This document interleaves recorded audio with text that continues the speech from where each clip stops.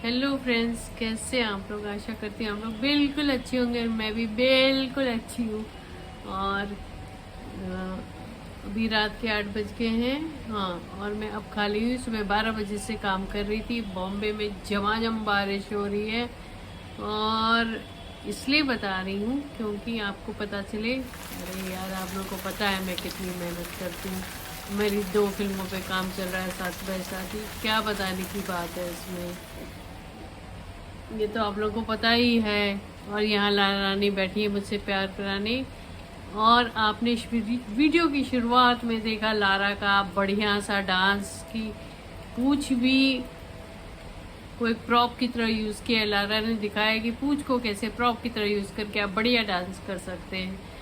और वो लारा ने कोरियोग्राफ किया है डांस खुद अपने आप। लारा के लिए तालियां तालियां तालियां। अब बिना डिले किए मैं इस वीडियो को आगे बढ़ाती हूँ। और जैसे कि आपको पता है, मैंने एक छोटा सा ट्रेलर डाला था। क्या डाला था? पाकिस्तान के बचपन का प्यार क्या है, ये बोला था। और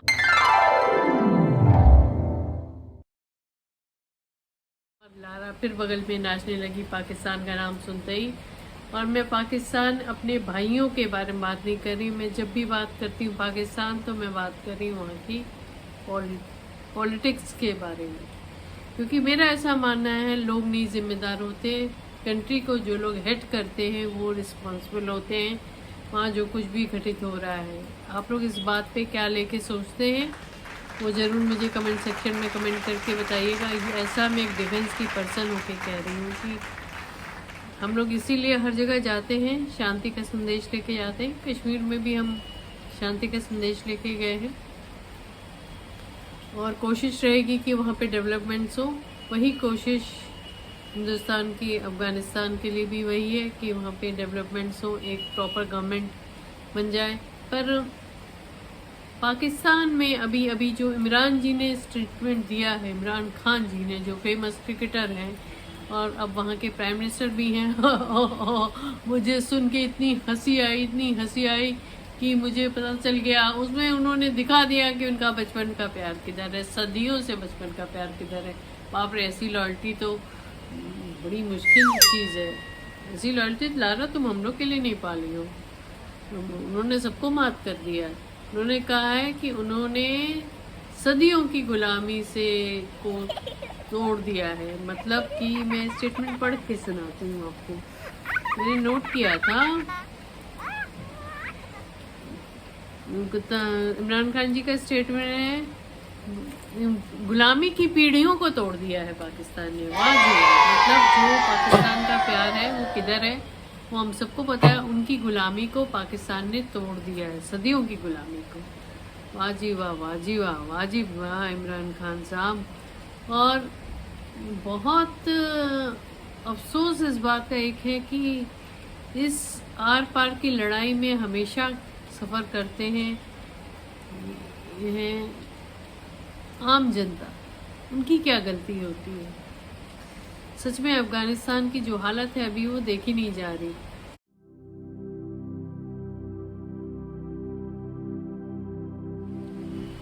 और पाकिस्तान जो काम कर रहा है और जो सदियों से करता आ रहा है, कहा जाता है ना कि सांप को पालोगे तो एक दिन जहरीला सांप आप ही को डसेगा।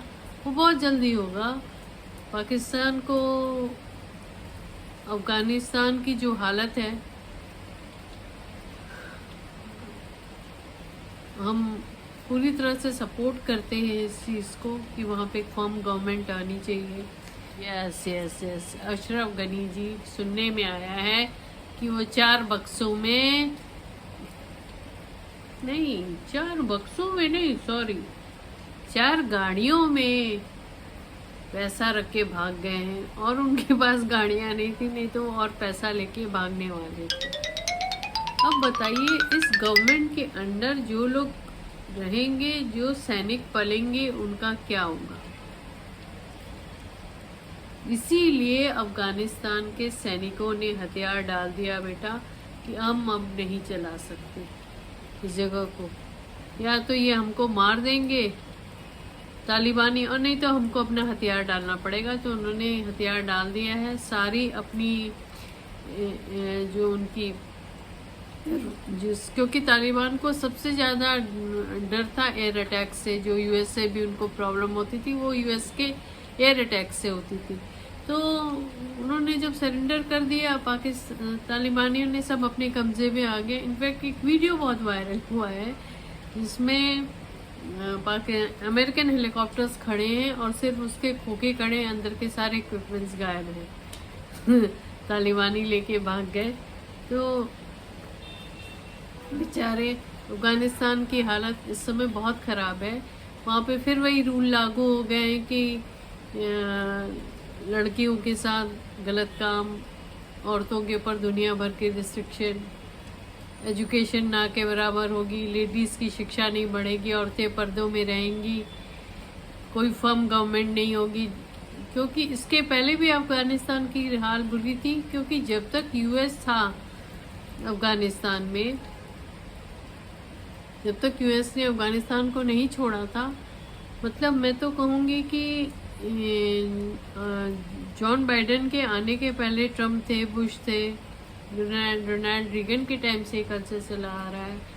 जस्ट यूएस ने अफगानिस्तान में अपनी आर्मी बैठा रखी थी और उनका एक ही एम था 9/11 के पहले कि 9/11 के बाद कि ओसामा बिन लादेन को पकड़ना था। और उनको पता था कि ओसामा बिन लादेन अफगानिस्तान तो उनको इन्फॉर्मर की तरह से काम करेंगे, उनको इस बात की इंफॉर्मेशन देंगे। और ये चीज़ जो कहानी शुरू हुई एक्चुअली तालिबान की, पाकिस्तान के सपोर्ट को, पाकिस्तान ने सपोर्ट देना शुरू किया, ये शुरू हुआ करीबन, जहाँ तक मुझे ध्यान है, 1994 में शुरू हुआ।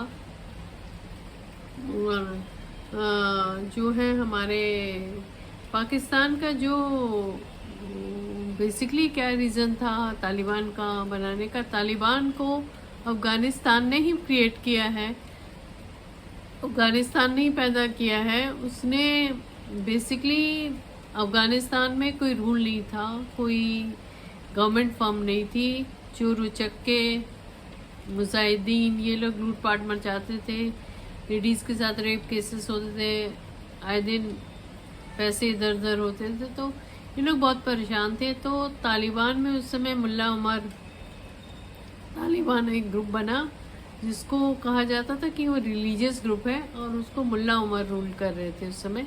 और उनसे अफ़गानिस्तान के लोगों ने रिक्वेस्ट किया कि भाई हमें इस प्रॉब्लम से छुटकारा दो, और मुल्ला उमर ने इसका चार्ज लेकर के, कमांड लेकर के इन चीज़ों को रोकने की कोशिश करी रही।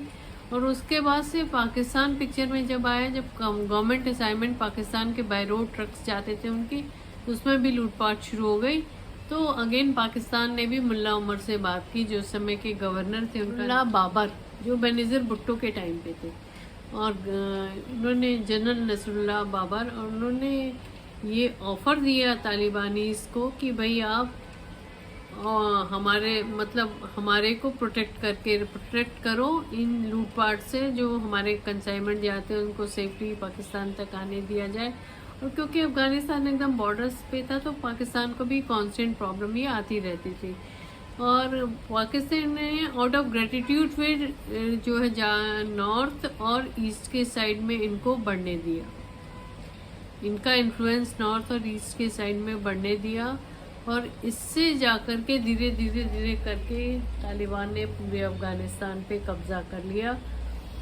और इशू आ गया तब जब आपका यूएस ने डिसीज़न लिया, क्योंकि आपके ट्रम्प जी जो महान आत्मा थे, उन्होंने पहले ही ये बात अनाउंस कर दी थी कि 30 अगस्त को आर्मी विड्रॉ कर जाएगी, यूएस आर्मी। तो तालिबान तो उसी दिन का वेट कर रहा था कि कब ये यहाँ से जाएं, और इनका पर्पस पूरा हो चुका था।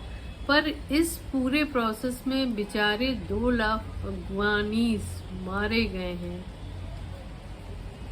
मतलब जब से ये फॉर्म हुआ और तब से लेकर 2 लाख अफगानियों की कुर्बानी जो दी गई है, अफगानिस्तान तो फिर वहीं का वहीं पहुंच गया। सबसे दुख की बात ये है कि जो लोग हैं वहाँ पे, वो वहीं के वहीं पहुंच गए हैं, ना उनके बच्चों के स्कूल का ठिकाना है, ना खाने पीने का ठिकाना है, करप्शन अलग हो गया है, कोई फॉर्म गवर्नमेंट है नहीं। और अफगानिस्तान में बेसिकली इशू क्या है कि छोटी छोटी ट्राइब्स हैं और उनके जो प्रेसिडेंट राम है वो खुद ही भागे फिर रहे।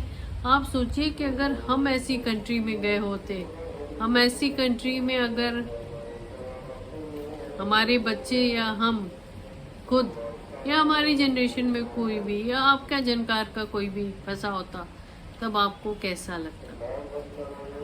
क्या हमारी किस्मत ऐसी? मैं तो कहूँगी हमारी किस्मत बहुत अच्छी है कि हमारी गवर्नमेंट, हमारे लीडर्स ऐसे नहीं है। मैं अगर मोदी जी की बात करूं, मैं इस तरह के डिस्कशन करती नहीं, पर अगर मैं मोदी जी की बात करूं तो गाइस जो कहा जाता है ना, खुली हवा में सांस लेना, हम कितने शुक्रगुजार हैं भगवान के कि हम खुली हवा में सांस ले रहे हैं। इसीलिए मैं आपको बार बार, मैंने पहले भी शायद बताया है कि कोई आर्मी नहीं चाहती कि लड़ाई हो, कोई नहीं चाहता लड़ाई हो, हम लोग भी नहीं चाहते लड़ाई हो, पर क्योंकि लड़ाई का फल जो है वहाँ के लोग भुगतते हैं। अब अफगानी इस समय इतने हेल्पलेस हैं, हालांकि इंडिया ने आगे हाथ बढ़ाया है, हेल्पिंग हैंड बढ़ाया है, पर जब तक वहाँ पे एक फर्म गवर्नमेंट नहीं आएगी, चीज़ें फर्म नहीं होंगी, तब तक एक करप्शन नहीं हटेगा, तब तक वहाँ पे लाइफ दोबारा नहीं आएगी। तो जो लोग बेचारे फंस गए हैं या जो लोग निकले हैं वो तो हमेशा शरणार्थी कहलाए जाएंगे।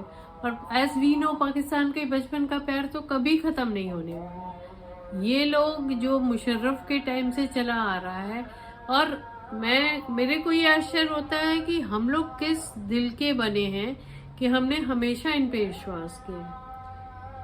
जो अटल जी ने कारगिल के पहले लाहौर बस सेवा शुरू की थी और जाके वहाँ पे पाकिस्तान गए थे, ये जस्ट कारगिल के पहले की बात है, किस तरह छुरा भूखा हमको,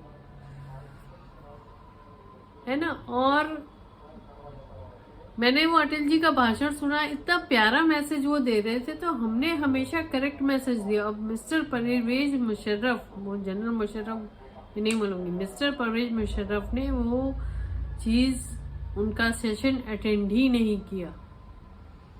मतलब आपकी लाइफ में लव और पीस की कोई अहमियत है ही नहीं, आपको एक ही तरह का कांड बार बार करना है। और माइंड यू, जो आदमी जिस तरह का अप्रोच लगता है वो लाइफ में, वो उसके ऊपर चीज़ कल को पड़ती ही पड़ती है। जो सांप पाकिस्तान पाल रहा है ना, वो उसको एक दिन खुद ही डसेगा और बहुत जल्दी डसेगा। और जिस दिन डसेगा ना गाइस, आप मेरी इस बात को याद रखिएगा कि स्मिता त्रिपाठी ने एक दिन ऐसा ब्लॉग बनाया था। मुझे सबसे अफसोस इसी बात का है कि जो लोग अफगानिस्तान को बचाने आए थे वही लोग उनको लूट के चले गए गाइस। इस बात का बहुत अफसोस है, इस बात का बहुत अफसोस है। मुझे वहाँ के लोगों के लिए बहुत इमोशन है। अब मैं इस ब्लॉग को बंद करती हूँ। ये ब्लॉग मेरा कल जाएगा और तब तक के लिए सेफ रहें, सुरक्षित रहें। आपको मेरा ब्लॉग कैसा लगा ये मुझे ज़रूर बताइएगा। टाटा बाय बाय, फिर मुलाकात करेंगे।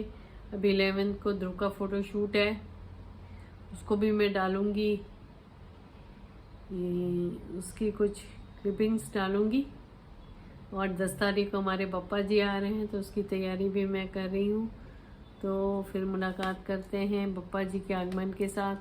मैं और ब्लॉग लेके लाने वाली, उसमें मैं दिखाऊंगी मैंने क्या क्या शॉपिंग की है पप्पा के आगमन के लिए। Tata bye bye, stay safe, stay healthy.